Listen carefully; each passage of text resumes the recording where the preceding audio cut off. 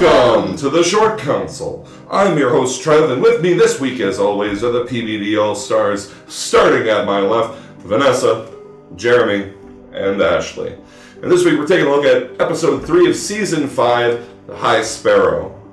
Interesting stuff happening this episode, especially out at Bravos. Finally get to see the interior of the House of Black and White. Saw some pretty cool images of the many-faced god. I guess that's what it's supposed to be. With all the different shrines to different gods in the building. The weirwood face. Weirwood, the red god, the heart with the flaming god. The stranger. I think it's interesting that of the 7, only the stranger is considered, the death aspect, while Rylor itself is a death, deity. That's kind of interesting. Well, the weirwood face is just a face watching. The drowned god is death god. That's for sure. Everybody's a death god in this world. According to the man, the faceless man, there's only one god, and we all must serve him. Arya's pretty unsatisfied initially, doing a bunch of menial labor. Service. But, everyone must serve. Kind of like those old kung fu movies. You get that kind of monastery vibe. You gotta, plant the garden and build up the fences and so forth. She's the man on the totem pole, so to speak. You gotta do the shit work, which includes sweeping for days. But it was kind of interesting with the with Jon and Hagar, or I guess no one. We should call him the faceless man. The faceless man. What he said to her. How is it that no one came to be surrounded by Arya Stark's things? I know they definitely built up the tension, and she did a really good job, Maisie Williams, of crying and looking very upset about Needle, the one thing she couldn't get rid of, and that was a really nice long moment to pull out. But then we see her that, yeah, she can't drop Needle, like she was able to give up everything else of herself, because Needle is just too much of Winterfell. It's too much of the revenge she wants for what's happened to her, and until she gets rid of that, she can't be a faceless man. So she hit it. We'll see what happens. Do you think it's gonna come around and bite her in the ass?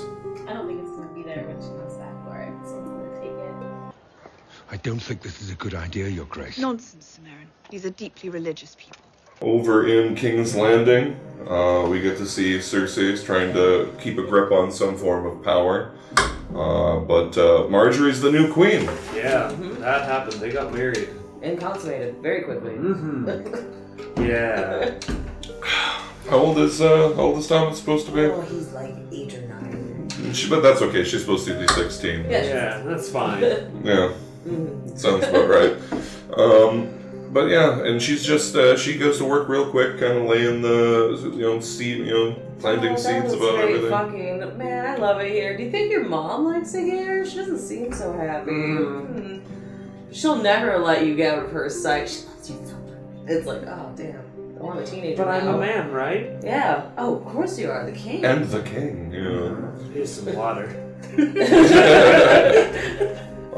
And Marjorie wasted no time kind of flexing her position of power over Cersei. Oh, none whatsoever. Yeah. Oh, barbs and jabs there. But it was also politely worded and whatever within the context of things. Oh, forgive me. I haven't been at court for long. I get so confused. What's the proper way to address you now? Queen Mother or Dowager Queen? Bitches ain't shit but hoes and tricks. Not to jump scenes, but I think it's interesting that Cersei went herself to go seek out the High Sparrow. Right. After what happened. Mentioned in the previous episode with the return of Lancel, the Sparrows, apparently their leader's called the High Sparrow, and they learned that the High Septon was up to no good in the brothel. That's what's funny is it's not just that he's in the brothel, doing the shit there, but he's playing weird, perverted religious games, like role playing the maiden and the stranger. It's like, do you think which will you pray? Does he ever choose the crone? Does he ever choose the smith? You have profaned our faith, the faith of our fathers and forefathers. I thought the Sparrows were gonna slit his throat out in the streets, though. I was surprised that they kind of just let that go. But like you were saying, I can't believe she went to go and speak with him herself. They are all about piety. They want justice, but they want it in a humble way, and they definitely are acting above the church's law. I think Cersei thinks she's going to be able to manipulate them because she can't manipulate the church. The church is already established. The faith and the crown are the two pillars that hold up this world. I think she's underestimating what these people are going to do. Their religious ideology is going to be stronger than the crown, which is the only power she has, and it's slipping. Right, she used the phrase that the crown and the faith are the two pillars that hold up the realm, and that they need to support one another. And just reading the look on the High Sparrow's face, you kind of like I can't believe this bitch is sitting here trying to tell me that I shouldn't look into the crown. Of course we're gonna look into the fucking crown. That's where it seems like it's going to come.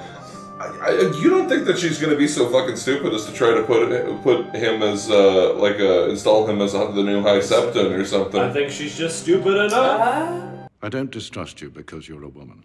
I distrust you because you're not as smart as you think you are. Meanwhile, farther up north in Winterfell and Moat Cailin, we get to see a little bit of a surprise. I can't believe that they're going back to the north and actually going to get to see it. Yeah. And that Sansa herself is going.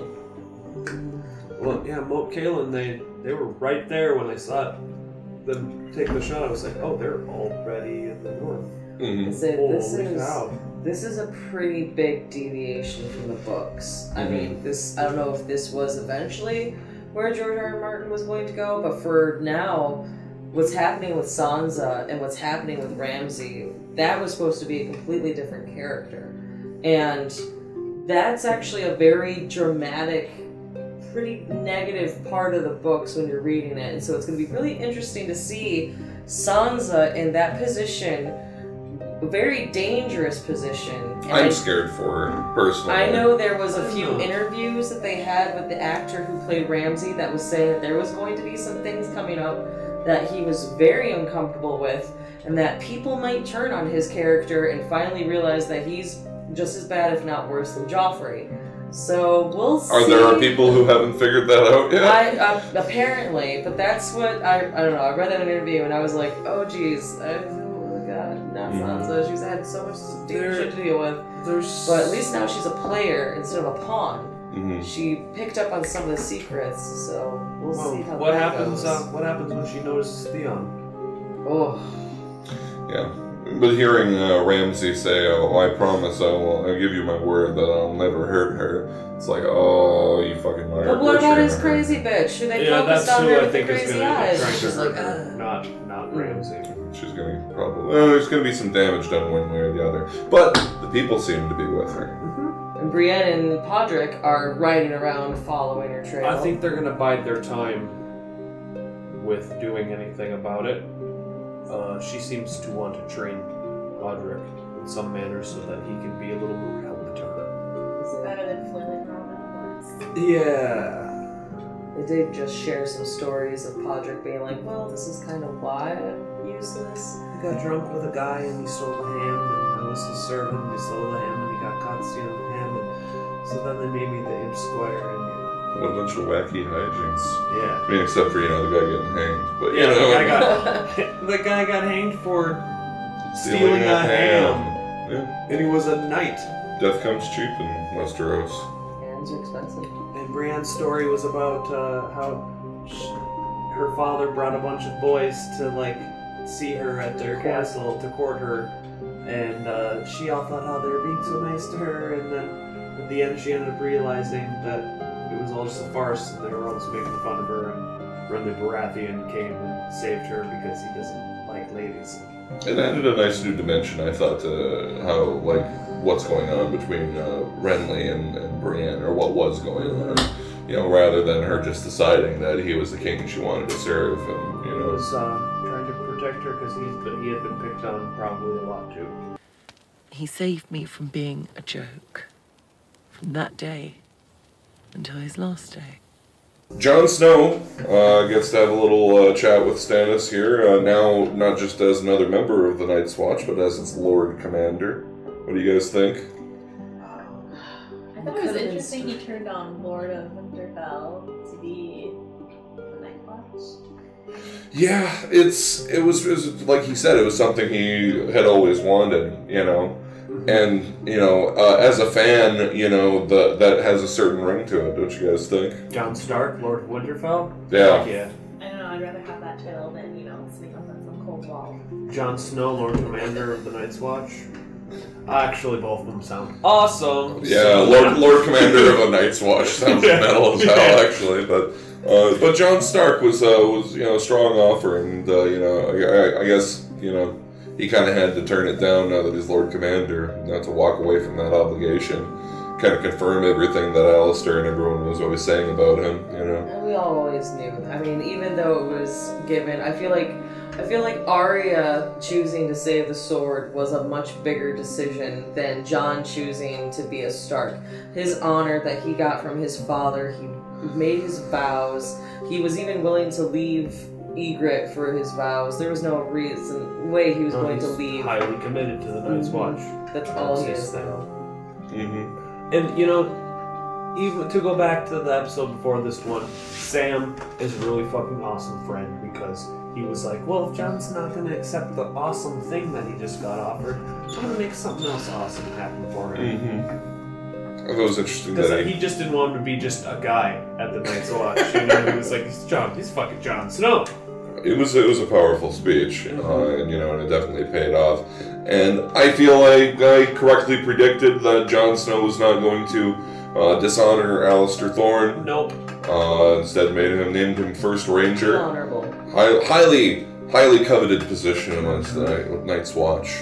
Lord Janis, I'm giving you command of Greyguard. Greyguard is a ruin. Janisland got a little bit of a different offer, of course. He got offered to go to a ruined castle that needs to be rebuilt. Hey, it's incumbent on every generation of the Night's Watch to build, and Sam was saying many previous generations have been failing to do so, and in fact, now there's only 3 active castles on the wall, when there's like, how many, 13? 27? Like, there's a shitload of them. Way more than you would think there would be. Right. But he just refused. He just absolutely refused. Like, what did he think that was going to get him? A spanking? Like, what is he... I think he's kind of been, like, in a break from reality as a general thing for a long time. Probably since he got sent to the wall. Well, he still keeps talking about how he has friends in high places down at King's Landing, not realizing where the fuck he is. And then he thought Alistair Thorne was going to protect him, but... He's the First Ranger now, and this guy just literally disrespected, you know, completely in front of everybody. Well, the Lord Commander. The look that Alistair Thorne gave him was like, you're fucked, buddy. In Volantis, got a pretty sweet scene. I really dug that bridge that they had to cross with all the markets and, you know, slave pens and everything, and the explanation of the tattoos on people's faces. Strictly caste system going on there, and tightly organized. Pretty nice scene. Varys was trying to keep him just in that coach, but he'd been in a coach, he'd been in a box, he wanted to get out and walk. You know, and I mean, there's certain wisdom to it either way. I mean, there's a lot of people to see him in the city, but there's a lot of people to hide amongst in the city. So, you know, I mean, obviously it proved pretty dangerous going to the brothel like that, like an idiot, and talking about himself.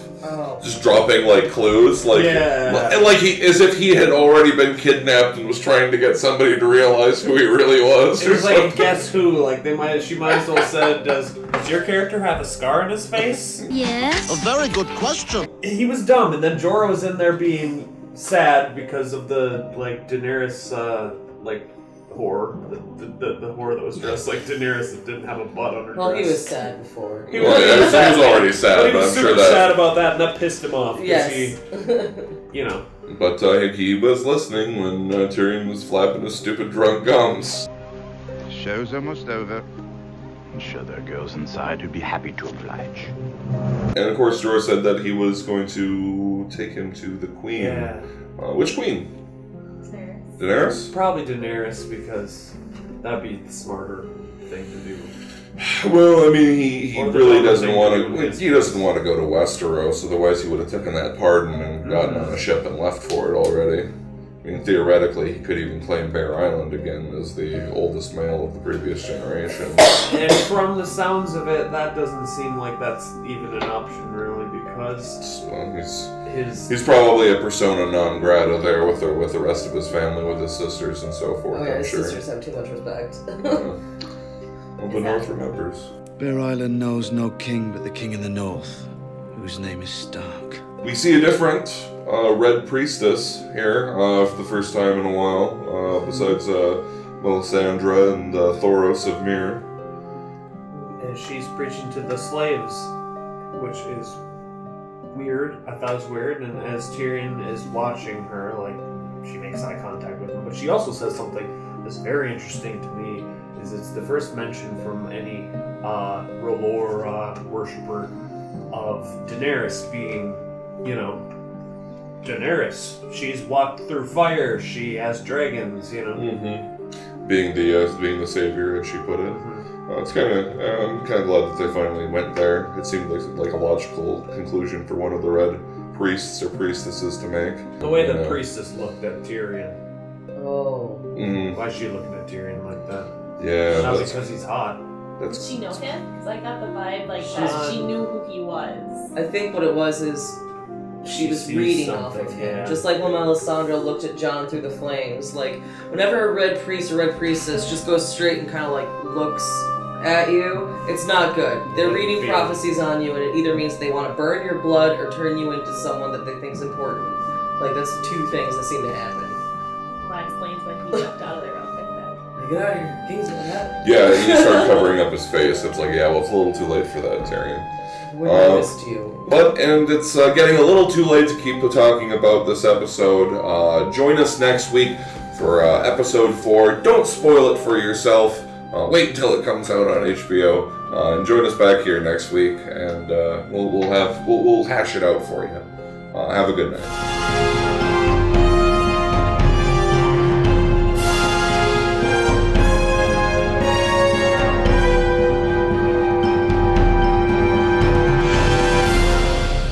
Peanut butter disaster.